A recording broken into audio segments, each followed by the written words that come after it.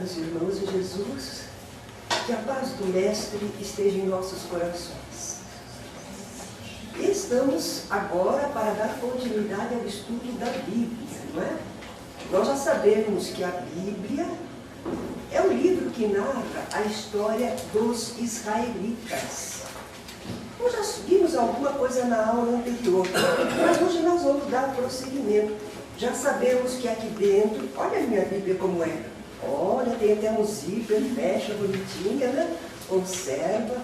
Outras Bíblias são tão grandes, formosas, cheias de fotografias, desenhos, gravuras. Bem, quando nós folheamos a Bíblia, percebemos que são vários livros. Uns são bem longos, outros bem breves. Livros da Bíblia. É interessante, mas nós pensamos como era antigamente o livro da Bíblia mesmo, como é que eles eram? Eram longos, não é? Olha lá, enrola de um lado, desenrola de outro para poder ler, né?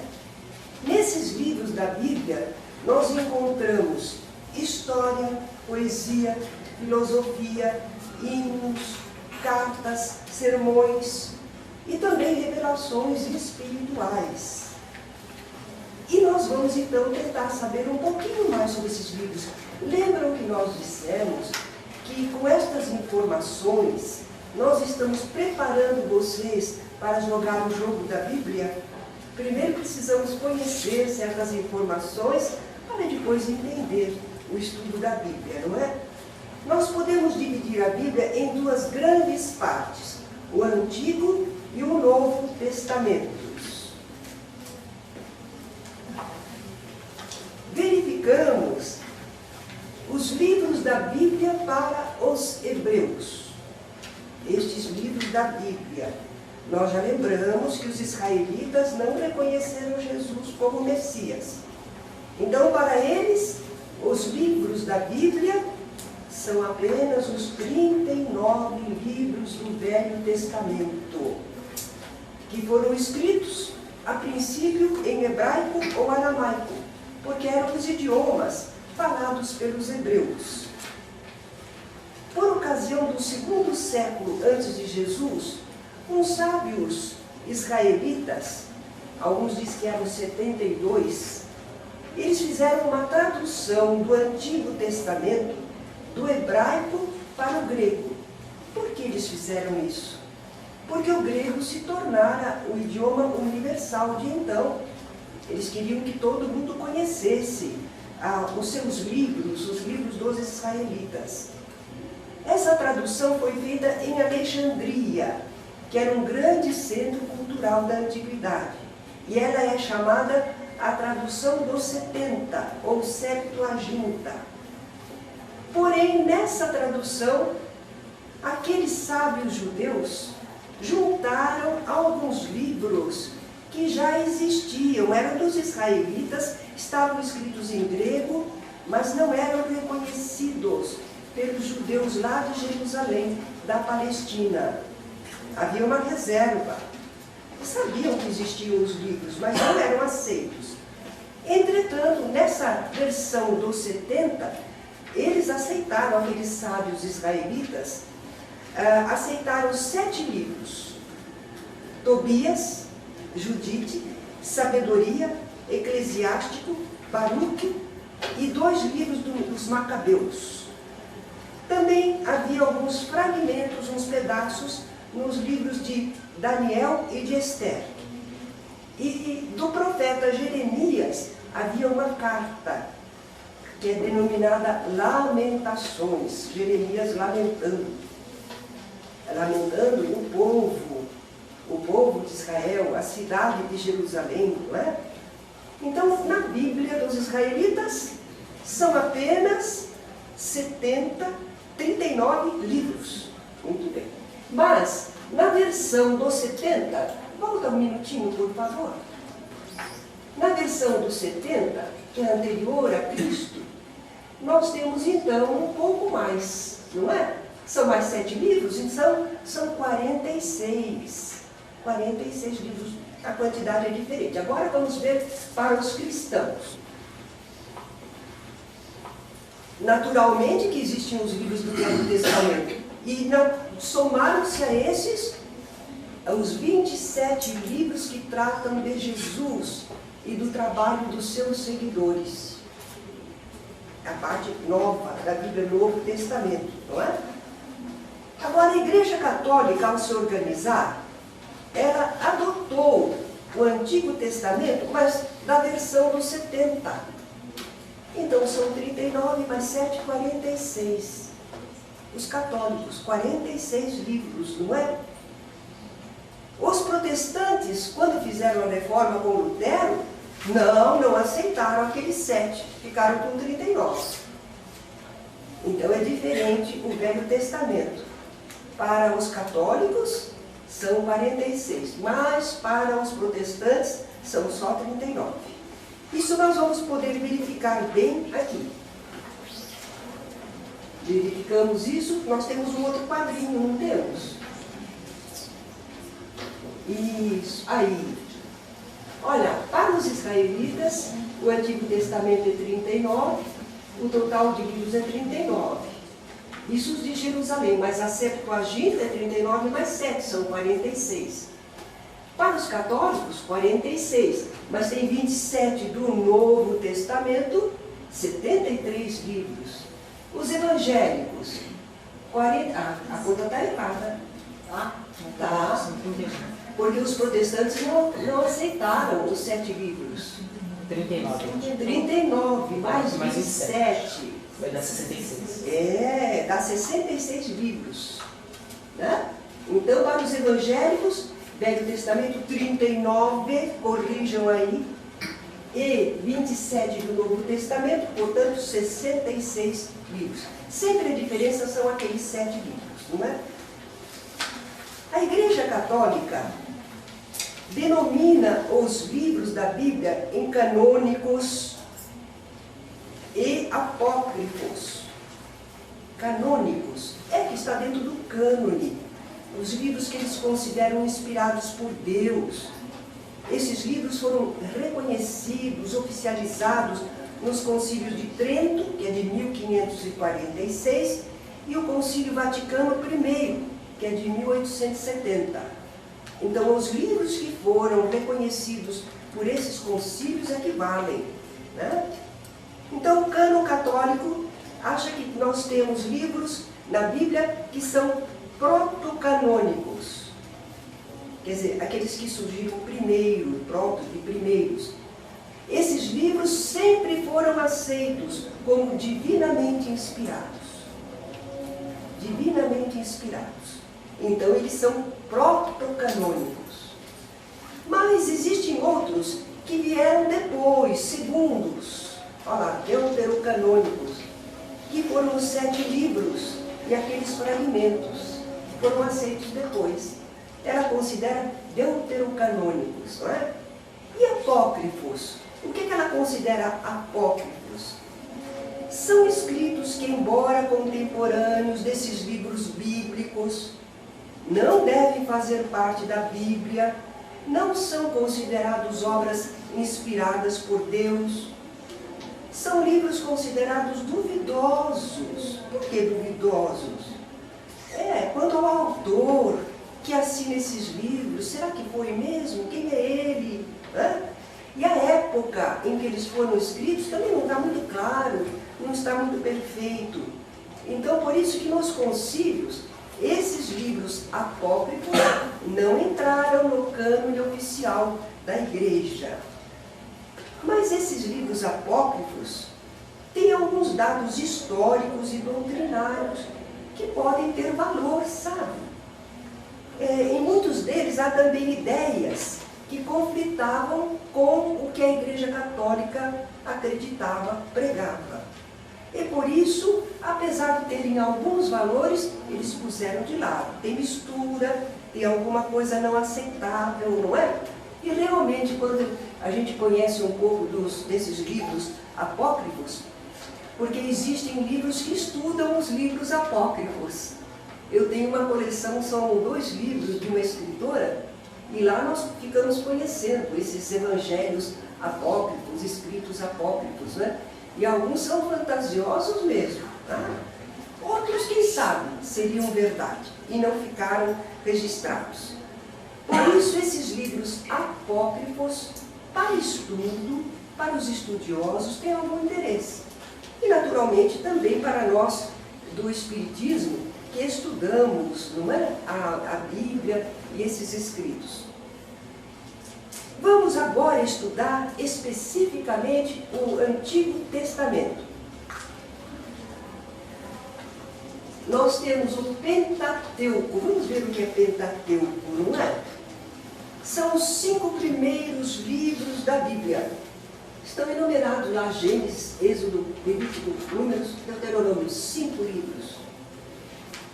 Alguns falam que as 5 obras de Kardec é o Pentateuco espírita.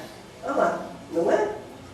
Então, esses livros, os 5 primeiros da Bíblia, são chamados a lei, porque neles estão as regras que deveriam governar o procedimento dos seres humanos.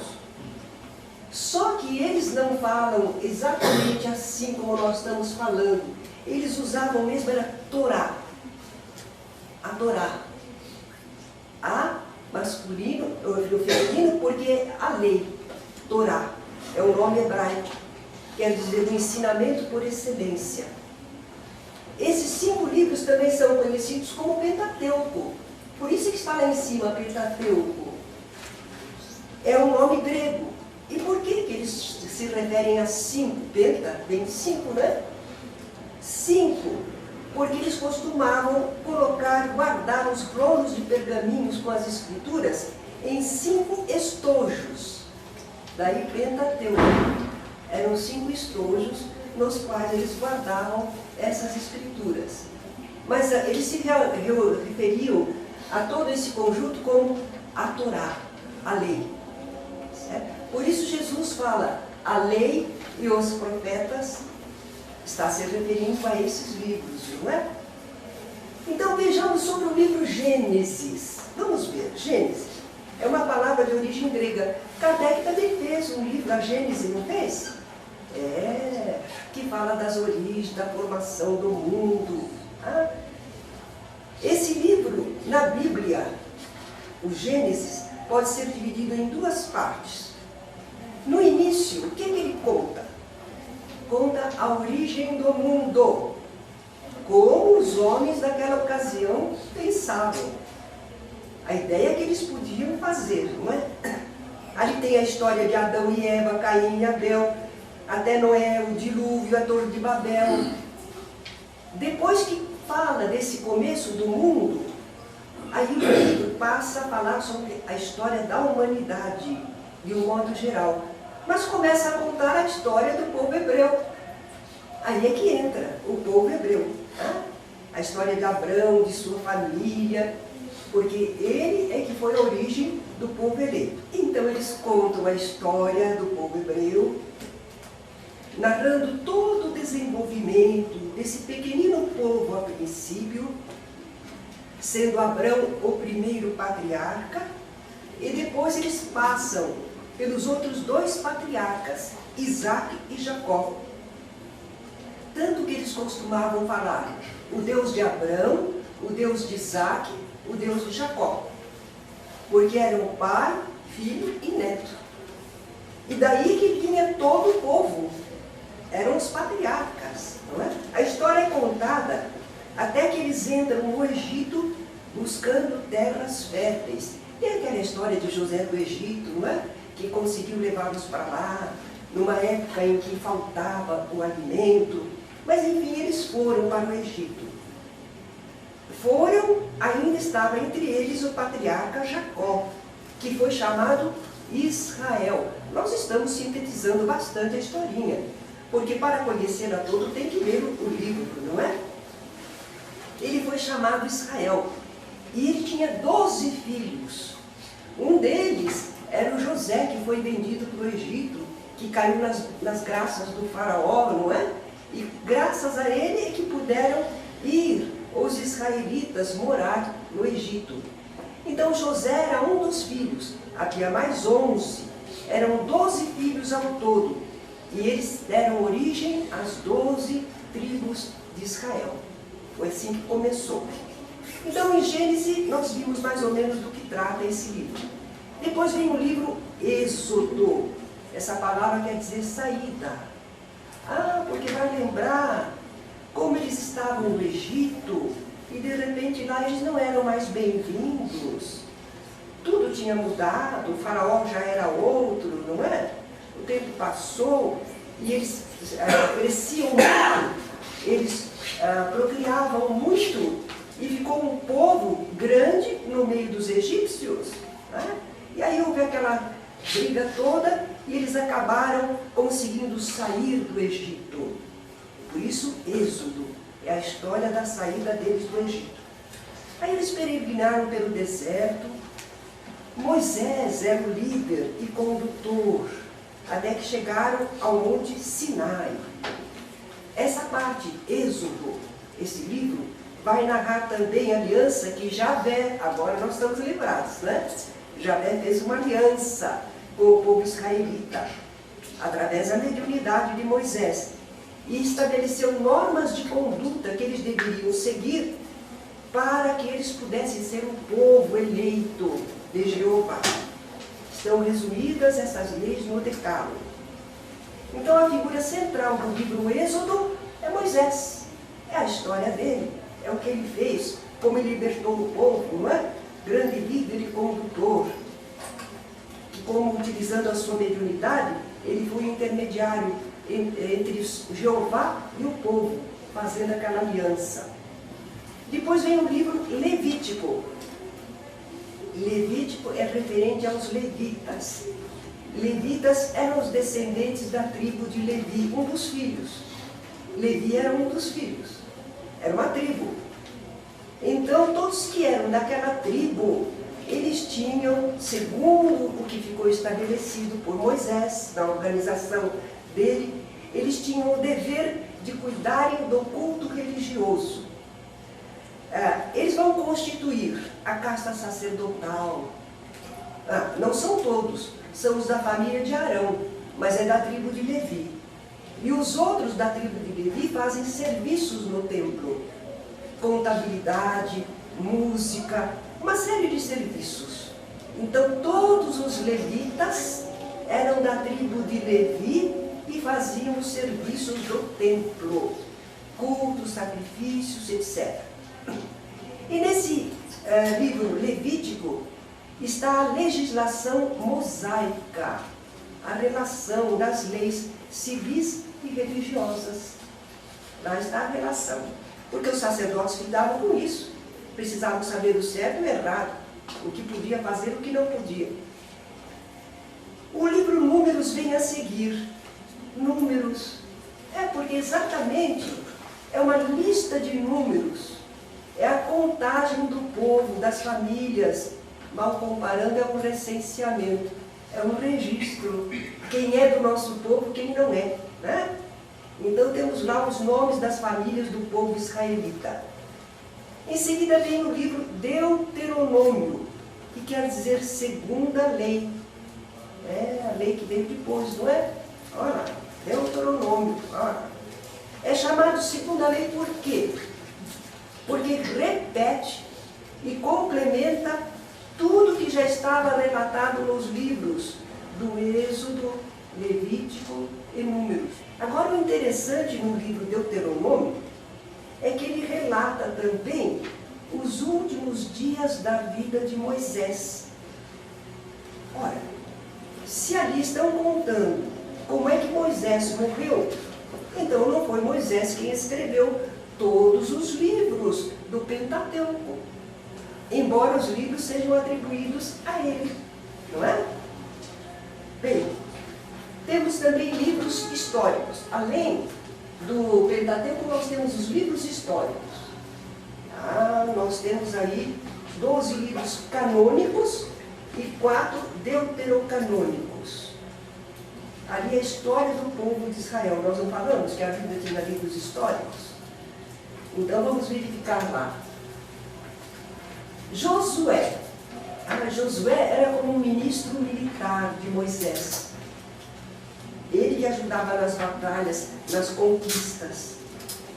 A conquista de Canaã foi feita por Josué. Moisés chegou até as portas, mas não teve permissão de entrar, espiritualmente. Tá? Tem até uma lenda dos rabinos a respeito. Por que ele não pôde entrar? Mas a verdade é que ele não entrando, sobrou para o ministro militar dele fazer a batalha e entrar vitorioso em Canaã. Interessante, eles disseram que Deus deu a terra para eles. Eles não falam isso até hoje? Deu? Ou eles brigaram para conseguir? Estão brigando ainda hoje, não estão? Então são modos de falar, não é? Os feitos dos juízes também eram os chefes guerreiros. Que juízes? Não davam lá para julgar propriamente, mas eles surgiam do meio do povo, os juízes. Eles adquiriam liderança, respeito geral. Então eles se tornavam juízes, como que se fossem os chefes, não é? O outro livro de Ruth, aqui nós temos Samuel. Ruth está só mencionado lá, não é? O livro de Ruth é muito bonito. Só que eu estou achando que nós vamos dizer em seguida. Muito bem. Então, esses livros trataram da conquista de Canaã, os feitos dos juízes, a instalação do reino de Israel, até sua divisão e decadência. O reino de Israel, ele surgiu, se estabeleceu, mas depois ele vai decair, ele vai terminar. A deportação do povo para a Babilônia, a volta do povo com a restauração de Israel, eles foram libertados lá da Babilônia, porque Ciro, o imperador persa, os libertou, aí eles voltaram para a terra deles, mas eles sofreram outro jugo com a dominação pela Síria, e finalmente houve a libertação de Israel por Judas Macabeu. Todo esse período, cerca de 800 anos da história de Israel, vamos do século 13 até o século V a.C. Século 13, lá para trás, antes de Cristo, até o século V a.C. Então agora sim, Josué, Juízes, Ruth. Isso aí é muito bonita, a história de Ruth. A gente nem sabe direito por que ela está aí no meio, não é?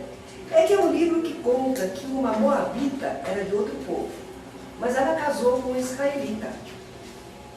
E ela e uma outra daquele povo, moabita, tinham casado com 2 israelitas. Eram 2 rapazes, filhos de Noemi. Essa senhora tinha 2 filhos e os 2 filhos casaram com moabitas. Mas depois esses filhos também morreram. Era tempo de guerras, uma porção de problemas, não é? Morreram. Então Noemi estava viúva e já não tinha mais o amparo dos filhos, que morreram. Aí ela estava voltando para a terra dela. Ela tinha saído lá de Jerusalém, ela ia voltar. Ela não ia ficar lá entre os moabitas. E as 2 noras estavam acompanhando ela. E ela disse: voltem, vocês vão poder se casar, ter sua vida, eu já não tenho mais nada a oferecer.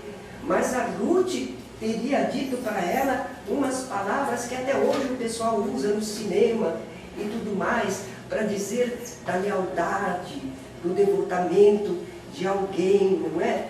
Vamos ver o que é que ela fala.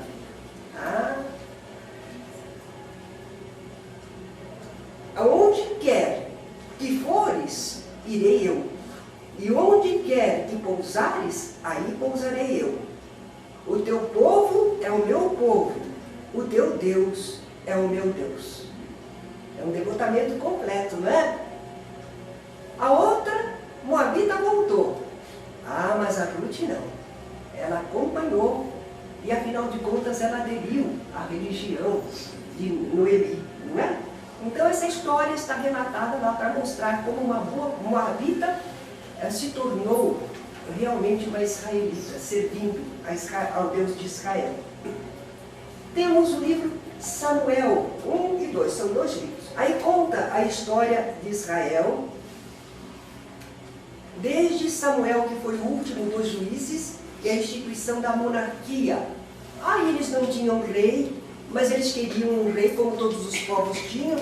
Aí foi escolhido Saul, e ele foi consagrado rei. Samuel é que consagrou Saul como rei. E vai até o final do reinado de Davi. Saul, depois ele vem a morrer. Aí o rei Davi, que era um simples pastorzinho, se torna famoso, importante e guerreiro, e ele se torna o rei por escolha divina. Né? Então a história vai até aí, nos livros de Samuel, Samuel 1, Samuel 2. Nesse livro de Samuel, não sei se é 1 ou 2, tem a história da consulta a uma pitonisa. Estava proibido, Saul tinha proibido o intercâmbio.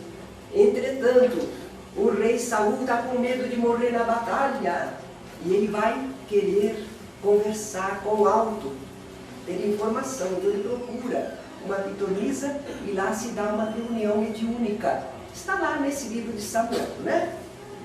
Reis 1 e 2 agora conta a história dos reis. Cobre cerca de 400 anos esses livros. Narram a história de Israel, desde a morte do rei Davi, o reinado de Salomão, né? O seguinte, Davi, Salomão, o grande Salomão, né? Mas aí a cisão de Israel. 10 tribos do norte formam um reino, e as 2 tribos, Judá e Benjamim, formam outro reino. Quer dizer que o reino de Israel se dividiu. As 12 tribos não ficaram concordes. 10 para um lado, 2 para o outro, não é? E aí os vários reis que se foram seguindo, mas aquele reino de Israel vai se extinguindo, não consegue permanecer, e termina em 587 a.C., quando os exércitos da Babilônia vêm, dominam tudo e levam eles escravos. Certo? Foi aí que terminou a história do chamado Reino de Israel. Tá? Agora, no livro Crônicas, o 1 e o 2, eles são praticamente uma repetição simplificada e resumida dos livros de Samuel e Reis. Tudo que está contado ali. Esdra também é uma continuação dos livros de Crônicas, mas ele descreve algo interessante. Como é que os judeus que estavam exilados lá na Babilônia conseguiram voltar para a sua terra quando Ciro os libertou? E como eles restauraram o culto em Jerusalém.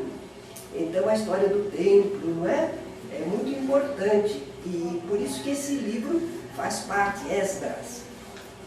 Neemias. Neemias era um dos exilados lá na Babilônia e que teve permissão do rei dos persas para voltar, para que voltasse a Jerusalém. Então, a história dele está contada aí. Tá? Tobias. Tobias é um daqueles livros deuterocanônicos. Tá? É um romance popular. Romance? Eu trouxe aqui, olha. O livro de Tobias foi impresso pela Federação Espírita Brasileira para a gente poder conhecer e estudar, não é? Tem uma análise, um estudo. É uma história fantástica. O anjo do Senhor aparece como se fosse uma pessoa e acompanha Tobias até ele encontrar a mulher dentro do povo israelita, numa cidade longe. Tem toda uma história. Tem no meio do caminho também, havia uma jovem, ela não podia casar. Ela casava, o marido, na noite de núpcias, morria por meios estranhos. E ela, então, estava condenada. E foi preciso que, então, ele, Tobias, recebesse do anjo a informação: você não se liga a ela, não se una a ela. Você está casado, mas fiquem em oração. E eles passaram, não sei se 3 noites em oração, tudo. Aí quebraram aquele feitiço, aquele problema, e aí eles puderam ter um momento feliz. Então são histórias fantásticas assim, né? Um anjo, um ser espiritual acompanhando, encarnado e assim por diante. Bem, Judite é livro deuterocanônico. Essa heroína, nós estávamos comentando agora há pouco com a Gleides, não é? Que ela conhece da formação dela católica, a igreja ensinava. essa tal Judite foi uma heroína, porque ela matou Holofernes, que era o general, que era o comandante dos inimigos, não é? Ela decapitou o Holofernes, então era uma heroína. Tá? Esther tem pedacinhos que são deuterocanônicos. A história de Esther está lá junto daquela época de Esdras e Neemias, o período persa. É a história de uma heroína judia, mas ela não podia declarar que era judia. Ela passou por ser de um outro povo, e ela casou, ela se tornou rainha dos persas, e conseguiu proteger o seu povo, salvar o seu povo da destruição. Esse, então, Esther, mais uma figura feminina, não é? Aí vem os livros Macabeus 1 e 2, que são deuterocanônicos. São 2 volumes separados, autônomos, mas eles falam sobre a revolução nacionalista judaica dos irmãos Macabeus em 167 a.C., tentativa de libertarem o povo israelita, não é? Eles foram patriotas, grandes heróis. Depois nós temos livros sapienciais, livros de sabedoria. 5 são canônicos, 2 deuterocanônicos. E o que nós temos neles? Fábulas, ditos populares, regras gerais de vida. Nós vamos encontrar que alguns tratam de temas filosóficos mais profundos, daqui a pouco nós veremos. Mas são assim. Jó. Todo mundo conhece a história de Jó, não é? Nós não vamos contar tudo, porque senão a nossa aula não acaba hoje. Mas Jó era temente a Deus, muito fervoroso na fé, tinha uma família grande e numerosa, tinha muito gado, muita terra, tinha saúde, era feliz.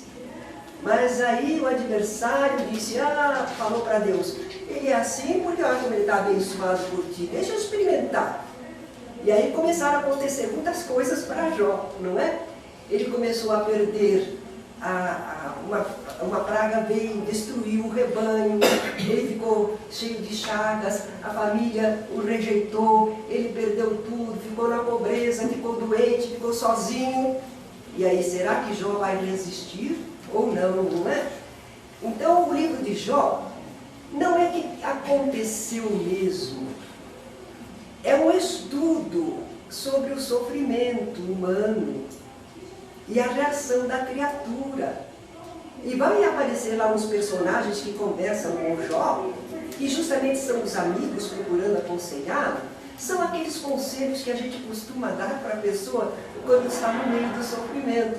Então é como se fosse um ensaio filosófico, não é? Não é uma história de verdade.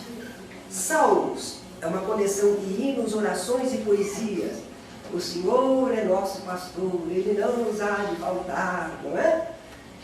Provérbios são conceitos para a vida cotidiana. Olha aí, provérbios. Tem muitos interessantes e outros que dizem mais respeito aos costumes dos judeus. Eclesiastes.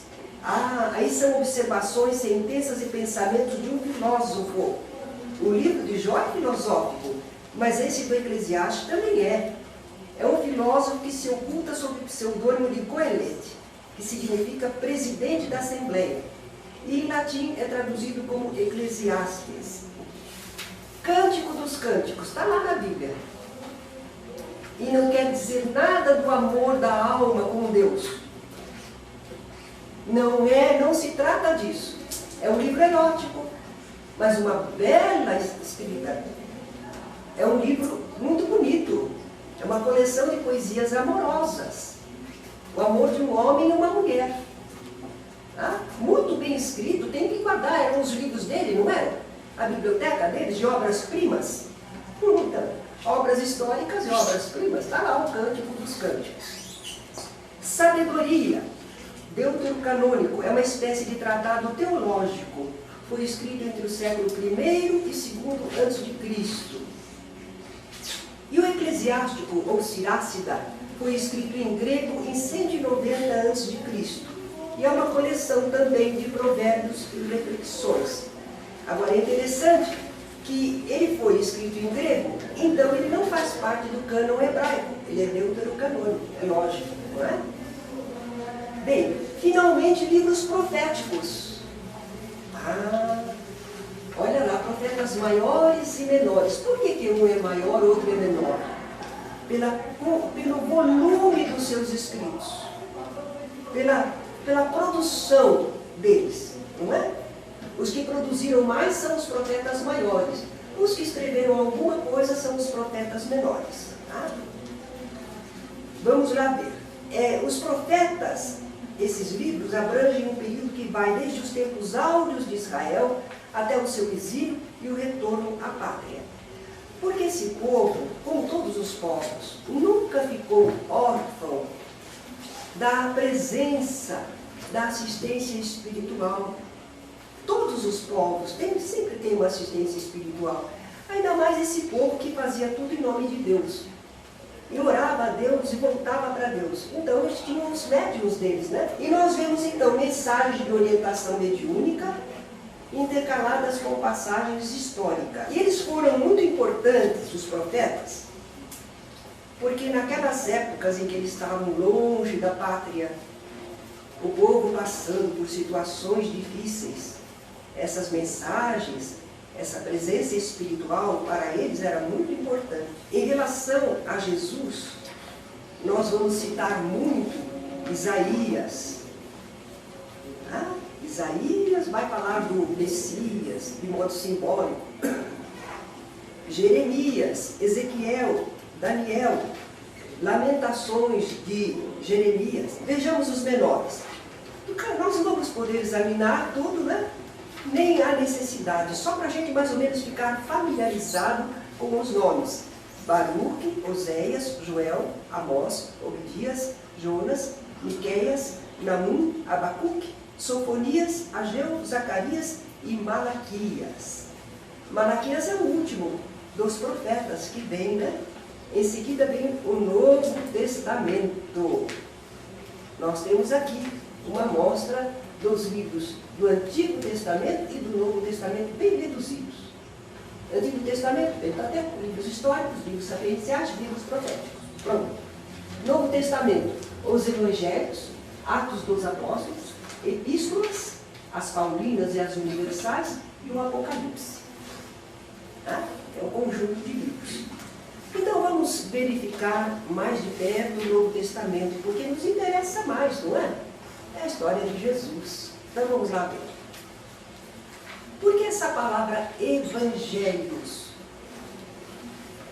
Por que será? O que quer dizer essa palavra? É em grego. Boa nova, está lá dizendo o companheiro. Boa nova, exatamente. Mas que boa notícia é essa? Qual foi a boa notícia? A vinda do Messias, Jesus à Terra. Vai começar uma nova era. O Messias tão esperado chegou, não é? Então, esses livros, os Evangelhos, que vão ser 4 que escreveram, né?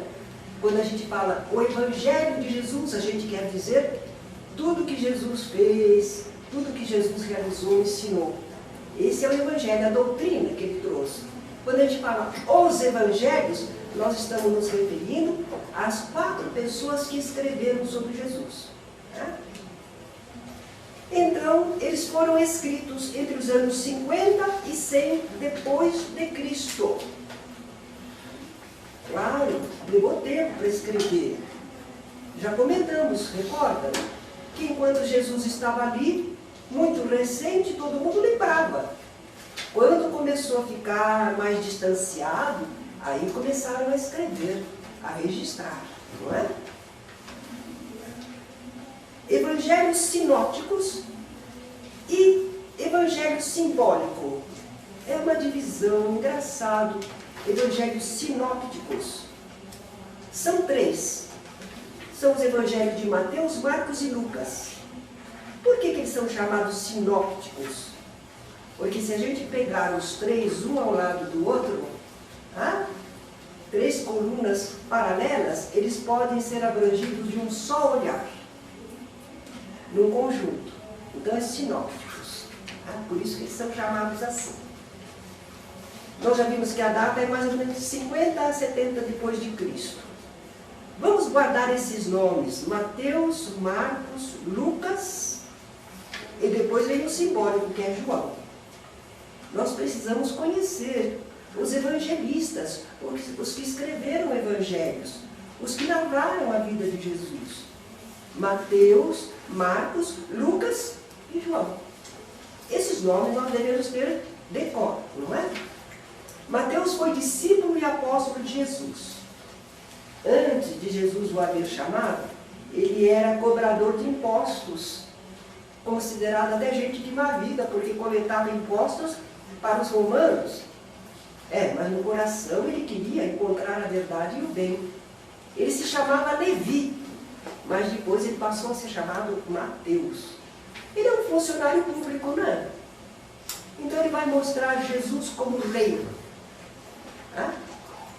Marcos é provavelmente o mais antigo dos evangelhos. Alguns contestam isso. Ele, para escrever, se baseou nas pregações e reminiscências de Simão Pedro. Porque Pedro não escreveu o evangelho, né? Ele não era um escritor. Mas Marcos ouvia o que Pedro falava, as pregações, as reminiscências, e escreveu o evangelho. Ele mostra Jesus como homem de ação, servidor incansável. Lucas era de origem grega. Interessante. Como é que esse grego entrou na história, não é? Ele vai escrever também Atos dos Apóstolos, os que os apóstolos fizeram. Ele não conheceu Jesus em vida, mas ele chega logo depois e faz um papel muito importante, não é? Ele escreveu pesquisando, coletando informações, fez um trabalho de reportagem muito bem feito, não é? Ele era de origem grega e era intelectualizado. É o mais intelectualizado dos evangelistas. E ele apresenta Jesus como homem. Ele descreve a genealogia de Jesus. Fulano gerou Beltrano, Beltrano gerou Cicrano, Cicrano. Ele faz toda a genealogia. E aí a gente lança uma pergunta. Que coisa, por que fazer essa genealogia de chegar até José, que era da família de Davi, da tribo de Davi? Por quê? Se José não foi o pai de Jesus, por que estabelecer toda a genealogia para chegar até José? Ele não gerou Jesus, segundo os outros. Mas como gerou Jesus, então está certo. Mostrar a genealogia. Não é? E João é o evangelho simbólico. Por quê? João era irmão de Tiago, filho de Zebedeu, era companheiro de Pedro e do irmão dele André nas pescarias. Não é? Ele foi discípulo e apóstolo de Jesus também, e foi o último evangelista a escrever. Ele estava exilado na Ásia Menor, na ilha de Patmos. Ele estava lá exilado entre os anos 90 e 100 depois de Cristo. Ele morreu bem idosinho. Ele era bem jovem ao tempo de Jesus, e ele durou bastante. Então ele escreveu esse evangelho.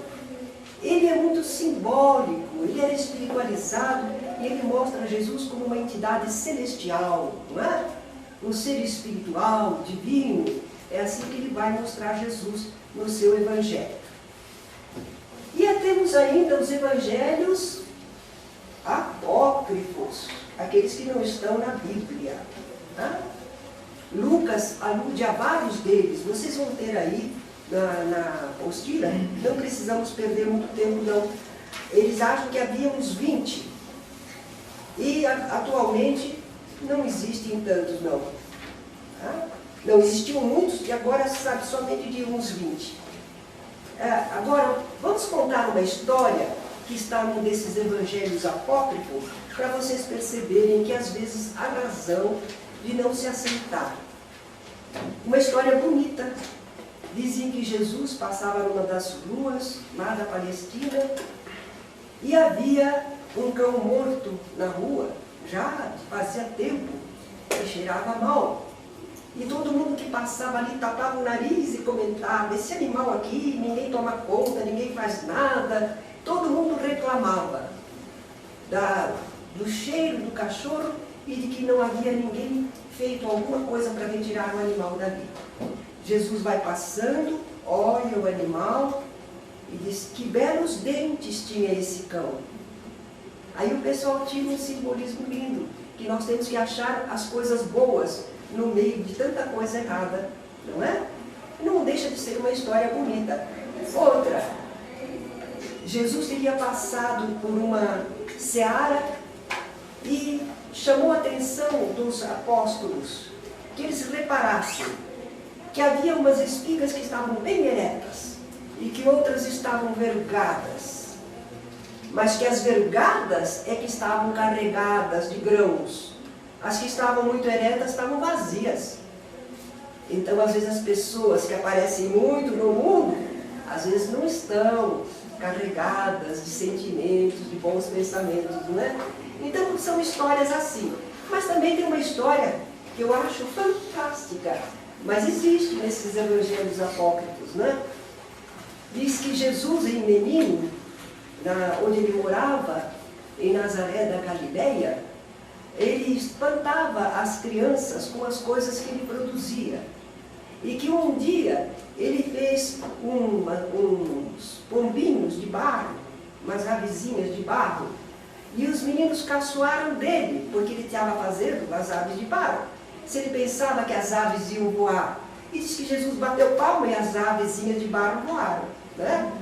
Fantástica. E tem outra que diz que alguns meninos riram dele e aí ele, daí a pouco, fez cair um muro em cima dos meninos. São histórias assim, fantásticas, sem fundamento, não é? Por isso que eles são considerados apócrifos. Agora, Atos dos Apóstolos.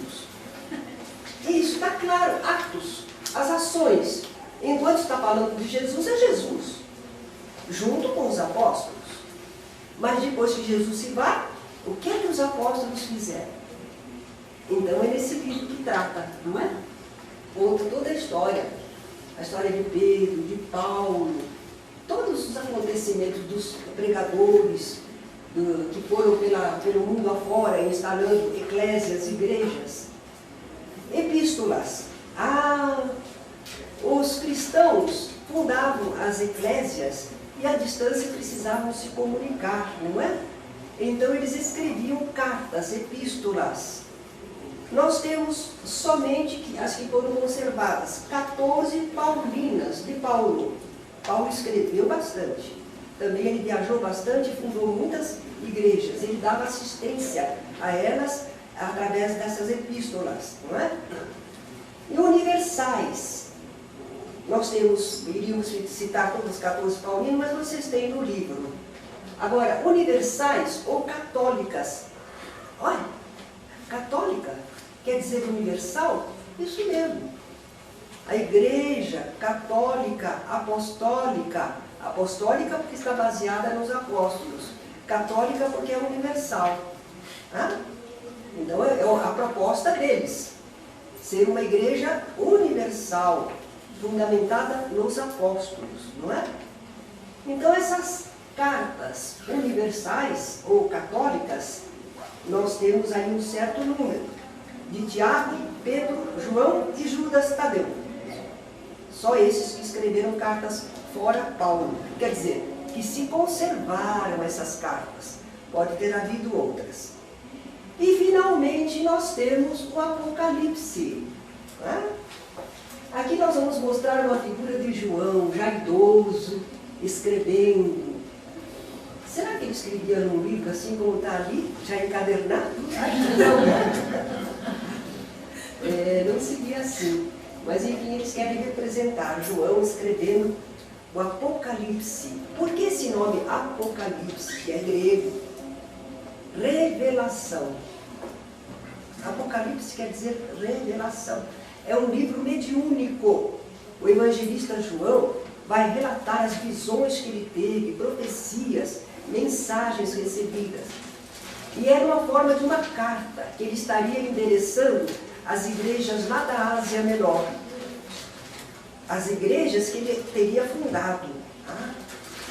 ele escreveu isso na ilha de Patmos, quando estava exilado, e ele fala, será que ele está falando sobre o futuro que vai acontecer logo em seguida, naquele tempo? Ou será que ele está falando para aquilo que vai acontecer para a humanidade? Como quer que seja, a mensagem não é para apavorar, porque ele diz que, apesar da oposição do mal, a vitória final será do bem. Mas é um livro muito simbólico, é difícil interpretar. Eu já li vários livros que tentam a interpretação do Apocalipse. Eu tenho, inclusive, vários lá em casa. Caiba Schutel, espírita, escreveu um livro. Só que como ele tinha luta com os católicos, com a Igreja Católica, ele vê que a besta do Apocalipse é a Igreja Romana. Outros vão encontrar outra besta, não é? Aqui tem o número 666. A gente vê nos filmes, não é? É interessante esses livros, assim, porque eles têm certos simbolismos que nós vemos, eles dizem assim, que o menino nascerá, agora eu confundo porque tem as centúrias de Nostradamus e tem o Apocalipse. Os dois são assim, né? São dois livros muito herméticos, que não é para ser entendido mesmo, por alguma razão o Nostradamus quis esconder, porque havia perseguição ainda, não é, da Inquisição, e João estava exilado na ilha de Patmos, não sabemos porque ele escreveu, ele se dirigia a 7 igrejas de lá, né, na ocasião. E nós ficamos pensando o que ele quer dizer quando ele fala da besta que saiu do mar. Alguns começam a interpretar, mar era a multidão, a besta seria assim algo maléfico que saiu da multidão. Será? Ele vai falar também dos 4 cavaleiros, a gente conhece, né, os 4 cavaleiros do Apocalipse. Um é negro, o cavalo é negro, outro é branco, outro é vermelho, outro é amarelo. Que são, como é que é mesmo? O amarelo parece que é a peste, a morte é o preto, não, o negro é a morte, é fome, peste, guerra. O branco não é paz, não, no caso. Então, o pessoal busca um simbolismo para. O pessoal quer entender. Mas quando a coisa não está bem clara para todos, cada um inventa alguma coisa, não é? Por isso que Kardec é maravilhoso. Kardec não deixou nada para a gente ficar imaginando se é isso ou se é aquilo. É branco ou preto? É tudo bem escritinho, bem explicado, muito detalhado, para a gente entender e não ter dúvidas. Se quiser acreditar, confiar e gostar da ideia, ótimo. Mas não vai dizer que não entendeu. Você pode não gostar dessa ideia e não querê-la, mas não vai dizer que não entendeu. É diferente o estilo. Mas João, o evangelista, escreveu de um modo muito simbólico, profético, mediúnico, e até hoje o pessoal se debate para tentar entender, não é? A gente às vezes gosta de ler um livro sobre o Apocalipse. Por que não? Vamos ler sobre o Apocalipse. Mas não vamos ter a pretensão de que aquele autor descobriu tudo e entendeu tudo. E ele estabeleceu, olha, João Evangelista falou, e isso aconteceu no século tal, com tal pessoa. A mesma coisa acontece com as profecias de Nostradamus. Quando o Papa sofreu aquele atentado, eles encontraram lá uma centúria que dizia, cuidado, ó pastor, quando as rosas florescem. Aí disseram que era maio, quando as rosas florescem, e pastor era ele, não é? São coisas assim que não adianta. No movimento espírita, a gente não perde muito tempo com isso, não. Se um dia descobrirem a interpretação bem feita, nós gostaríamos de conhecer. Mas nós não perdemos muito tempo com isso, não. Conhecemos o Apocalipse, podemos ler, podemos entender, para saber do que os outros até estão falando, não é? E, finalmente, nós temos modernamente, final da metade do século XX, do século passado, surgiram manuscritos, descobriram manuscritos que de alguma forma estão relacionados àqueles tempos e àquele povo bíblico. Descobriram em 1947, numa caverna nas imediações do Mar Morto, na Judéia, um lugar denominado Qumran. Tem o quê? Tem o U com um acento circunflexo e o M. Qumran. Sei lá se essa é a pronúncia. Mas, enfim, nesse local, um século antes do nascimento de Jesus, não é? Haveria uma comunidade essênia estabelecida lá naquela região. A gente sabe que alguns acreditam que Jesus estudou com os essênios. A gente já viu que Jesus não precisou do conhecimento dos essênios. Eles tinham alguns costumes semelhantes, algumas ideias semelhantes, mas isso havia na região, né? Não quer dizer que Jesus esteve com eles, não. Vamos ter uma aula especial a esse respeito. Mas, naquele local, nas imediações do Mar Morto, na Judéia, a gente já viu que o Mar Morto é aquele lago que é de águas salgadas, não é? Nós não tivemos ainda aula sobre a Palestina, vamos ter, né?